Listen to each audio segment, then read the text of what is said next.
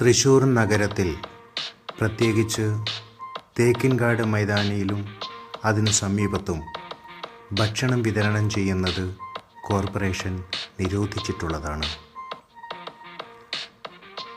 ഭക്ഷണം കഴിക്കുവാൻ വേണ്ടി മന്ന എന്ന സ്ഥാപനം കോർപ്പറേഷൻ്റെ നേതൃത്വത്തിൽ പ്രവർത്തിക്കുന്നുമുണ്ട്.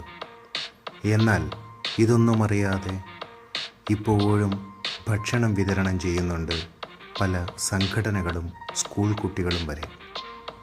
ഇതെല്ലാം ഭക്ഷണം കഴിച്ച് അവശിഷ്ടങ്ങൾ തേക്കിൻകാട് മൈതാനിയിൽ നിക്ഷേപിക്കുകയാണ് ഇവർ ചെയ്യുന്നത്.